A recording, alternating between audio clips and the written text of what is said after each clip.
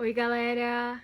Bom, meu nome é Simone Andrade, eu sou estudante do curso de Matemática e hoje eu tô aqui a convite do professor Moacir para gravar uma aulinha para vocês sobre Teorema de Pitágoras, triângulo retângulo, relações métricas. Eu vou focar um pouquinho mais na demonstração, porque eu quero que vocês entendam como se chegou àquela fórmula, que no caso a gente sabe que é a ao quadrado é igual a c ao quadrado mais b ao quadrado. Espero de coração que vocês levem isso para a vida, façam a demonstração dessa fórmula para os seus tios, pais, amigos, quem for, porque é muito, muito interessante e a matemática é muito linda. Principalmente quando você entende. Antes de qualquer coisa, a gente precisa saber quem foi Pitágoras e por que é tão importante a gente estudar. Por isso eu invoco aqui agora Pitágoras. Pitágoras, gente, Pitágoras. Bom, Pitágoras nada mais foi do que um filósofo e matemático. Ele viveu em torno de 570 a 500 anos antes de Cristo, ou seja, há muito tempo atrás. E ele fundou uma escola muito importante, que é a Escola Pitagórica, onde lá eles realizavam diversos estudos. Vocês vão ficar um pouco chocados com o que eu vou falar agora, mas o Teorema de Pitágoras não é de Pitágoras. Calma. Na verdade, o que eu quero dizer com isso é que o teorema leva sim o nome de Pitágoras, mas ele não foi o primeiro e nem o único a demonstrar essa relação. Já teve descobertas sobre isso, que indianos, babilônicos e até mesmo os egípcios se utilizavam dessas relações do triângulo retângulo, sendo o teorema com mais demonstrações. São cerca de 370 demonstrações, o que é muito. Bom, agora que você já sabe um pouquinho sobre a história do teorema, sobre quem foi Pitágoras, vamos falar um pouquinho da importância de se estudar isso. Primeiramente, é no mínimo um pouco instigante. Se você tem um triângulo retângulo, sempre a soma dos quadrados dos catetos vai ser igual à hipotenusa ao quadrado. Como que isso pode acontecer? Como que sempre você tiver um triângulo retângulo, isso vai acontecer? Isso é mágico, e é incrível, é lindo. Por isso que eu falo pra vocês que a matemática é linda. Não tem como, olha isso. O Teorema de Pitágoras também tá muito ligado ao cálculo de áreas, e eu vou deixar esse gif aqui, ou esse vídeo. Tem os exercícios também, né, que muitas vezes a gente tem incógnitas, seja ela a hipotenusa ou um dos catetos, e você tem que descobrir, então a fórmula tá aí pra isso, pra facilitar a sua vida e pra te auxiliar na descoberta desse valor. Espero muito que gostem, que aprendam comigo. Vocês vão ficar agora com o vídeo, só com o outro lado, então é isso, beijo. Bom, antes de qualquer coisa, precisamos saber o que é um triângulo retângulo, já que o teorema é válido somente para esse triângulo. Apresenta um ângulo reto, ou seja, um ângulo de 90 graus. Toda vez que você tiver um triângulo com esse símbolo aqui, quer dizer que ele é um triângulo retângulo, pois ele tem um ângulo de 90 graus. Além disso, no triângulo nós vamos ter dois catetos e uma hipotenusa. E vale frisar também que a hipotenusa vai ser sempre o lado maior do triângulo. E nesse caso aqui, eu fiz essa setinha para representar que ela vai sempre estar oposta ao ângulo de 90 graus. Bom, agora que a gente já sabe o que é um triângulo retângulo, a gente vai falar das relações métricas no triângulo retângulo. E para quem não sabe, o Teorema de Pitágoras é uma das relações métricas do triângulo retângulo. Mas para se chegar a ela, a gente vai precisar saber das outras. Então, bora lá desvendar essas relações métricas. Tem-se aqui um triângulo ABC. Ou seja, é um triângulo de vértices A, B e C. Então, a gente dá o nome desse triângulo, triângulo ABC. Ele é um triângulo retângulo, e a partir desse triângulo, a gente pode traçar uma altura, de forma que vai ser o segmento do vértice A até a base do segmento BC. E esse segmento vai ser perpendicular ao segmento BC, de forma que a gente vai ter a seguinte figura.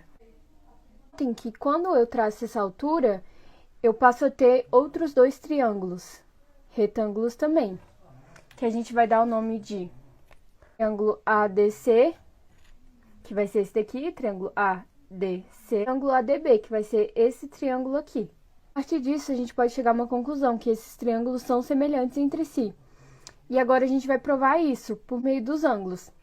Nota que eu marquei aqui de forma que esse ângulo é igual a esse e esse ângulo é igual a esse.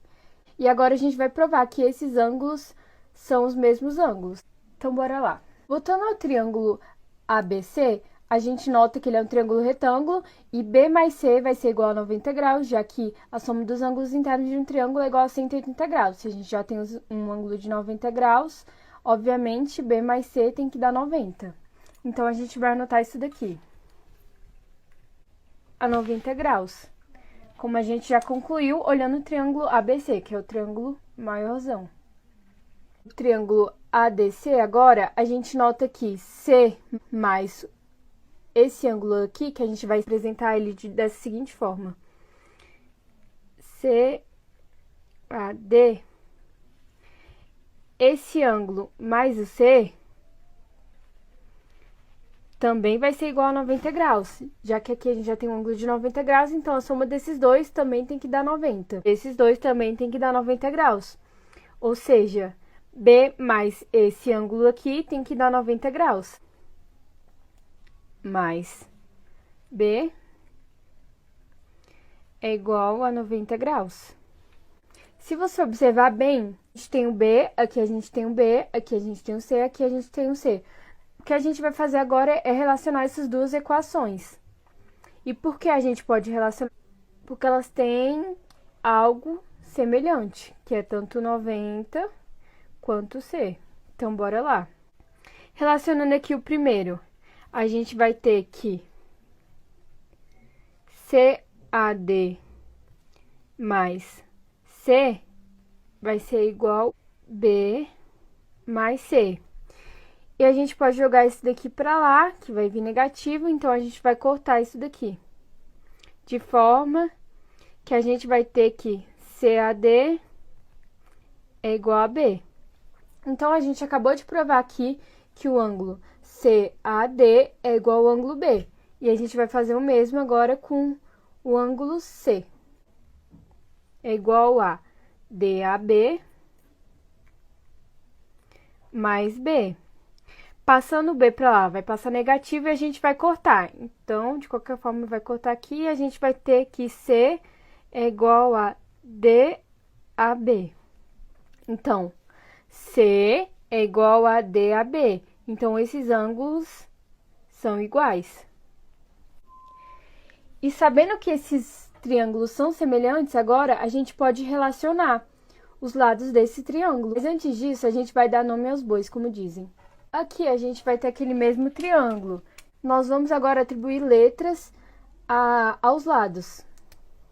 De forma que o comprimento AC a gente vai chamar de Bzinho. O comprimento AB a gente vai chamar de Czinho.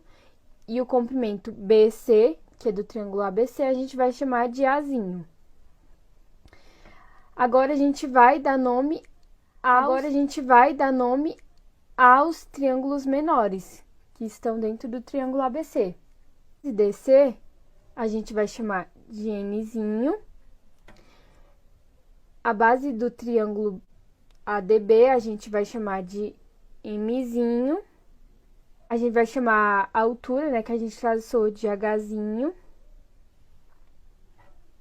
E é isso. A partir disso, já que a gente já provou que esses triângulos são semelhantes, agora a gente vai chegar a algumas relações. Partindo desse triângulo, eu vou fazer todos eles de forma separada para a gente ter uma visualização melhor. Abrindo aqui, tirando todos esses triângulos, a gente vai ter a seguinte visualização. Triângulo ABC, triângulo ADB e o triângulo ADC, que a gente já falou.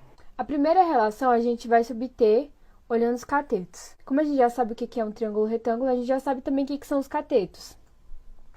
Eu vou colocar uma legendinha aqui para vocês, para ficar melhor. O amarelinho a gente sabe que é a hipotenusa. E o verdinho, o rosa, são os catetos. Se um triângulo é semelhante, eu posso dizer que a razão entre os lados desse triângulo com esse triângulo tem que ser a mesma, então elas são iguais. Então, a gente tem uma relação de igualdade aqui. Relacionando os catetos. Pode ser tanto CHM ou você pode colocar HNB. É importante lembrar que se você está analisando C sobre B, na igualdade, você tem que pegar também H sobre C. Você não pode pegar N sobre H. Porque senão aí a razão se quebra, né? A gente tem que analisar a mesma proporção. Então, nós vamos ter que C sobre B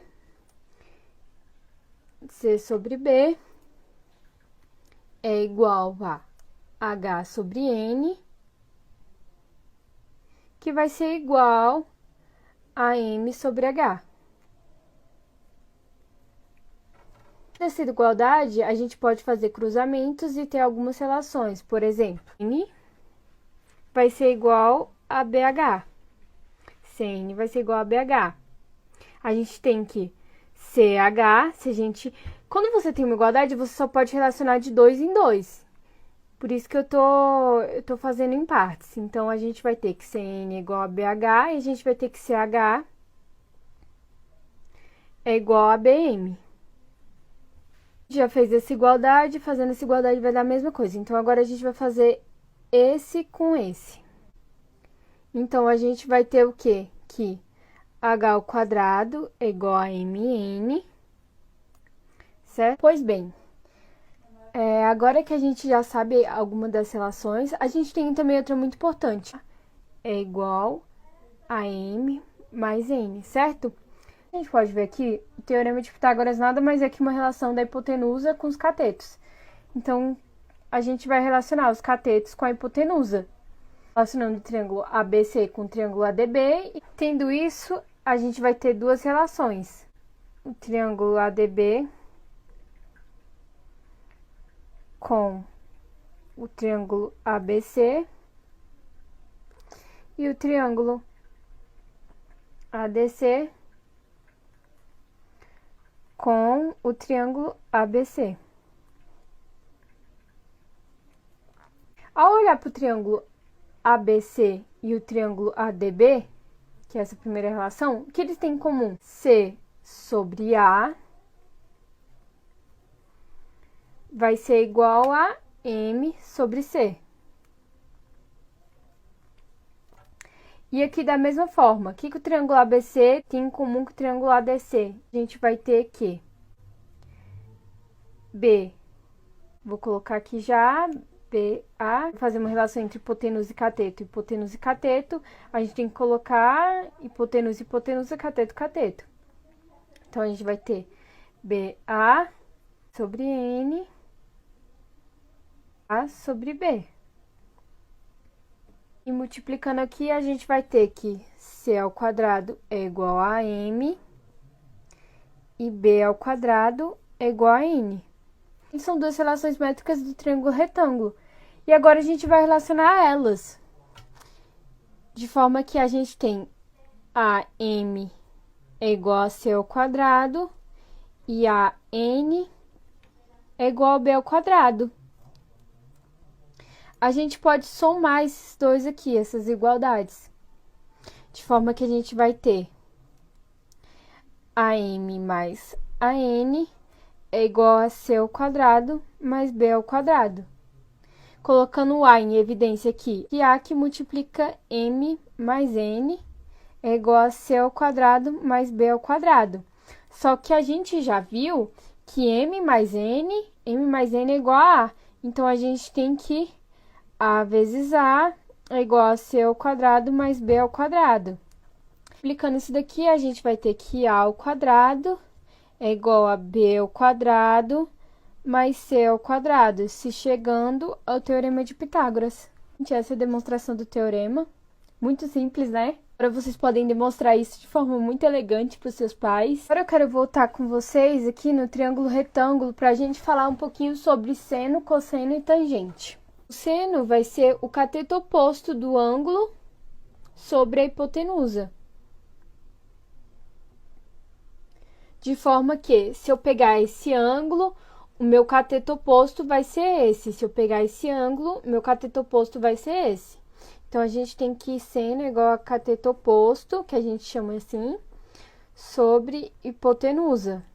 Hipotenusa é constante, ela nunca vai mudar aqui. O que seria o cosseno? O cosseno seria o cateto adjacente sobre a hipotenusa.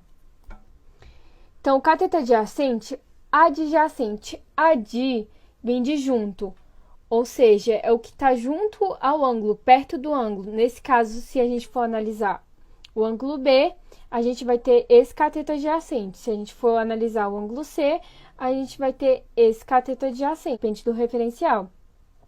E a gente vai ter a tangente, que é oposto sobre o cateto adjacente, que, de novo, se a gente for olhar aqui, o cateto oposto vai ser esse, sobre o cateto adjacente que vai ser esse. Se a gente olhar esse aqui, o cateto oposto vai ser esse, sobre o cateto adjacente que vai ser esse.